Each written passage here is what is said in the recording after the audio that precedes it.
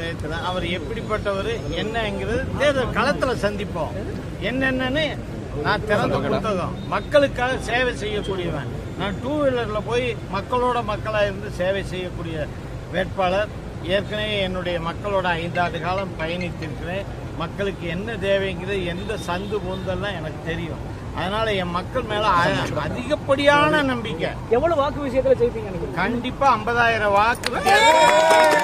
கரூரிலிருந்து வருவதற்கும் கோயம்புத்தூர் செட்டி வீதியில் இருக்கிறவருக்கும் என்ன வித்தியாசம்ங்கிறது நீங்க தேர்தல் வாக்கு எண்ணிக்கையில் பாருங்க.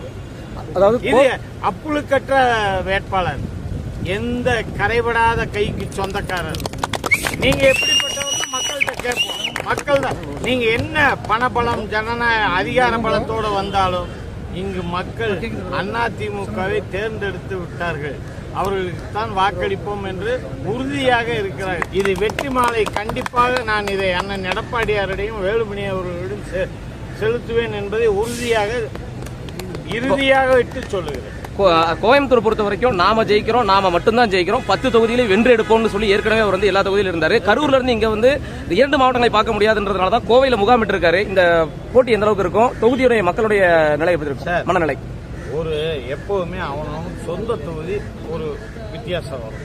நீங்க ஏன் கரூர்ல இருந்து இன்னைக்கு நாங்க எங்களுடைய முன்னாள் அமைச்சர் போக்குவரத்து அமைச்சருடைய வியூகத்தினால பயந்துட்டு நீங்க கரூர்ல இருந்து கோயம்புத்தூருக்கு வரீங்க. கோயம்புத்தூருடைய விஷயம் உங்களுக்கு எல்லாம் தெரியாது. இந்த மக்கள் எப்படிப்பட்ட மக்கள், இந்த உழைப்பவருக்கு அவர்களை தேடி போறவர்களுக்கு தான் வாக்களிப்பார்கள். நீங்கள் பணத்தை வைத்து எதுவும் வெற்றி பெறலாம் என்று கனவிலும் கூட காண வேண்டாம். நிச்சயமாக இரட்டையில இங்க மலரும். இங்கு இருக்கிற 10 தொகுதியிலும் அண்ணா திராவிட முன்னேற்ற கழகம் கண்டிப்பாக வெல்லும் வெல்லும் வெல்லும். இது அறிவு சார்ந்த மக்கள். யார் வேலை செய்தார்கள், யார் இந்த மண்ணுக்கு 50 ஆண்டு காலம் இல்லாத சாதனை 5 ஆண்டுகளில் வெற்றி முரசு கொட்டியவர் அண்ணன் எடப்பாடியார் வேலுமணி.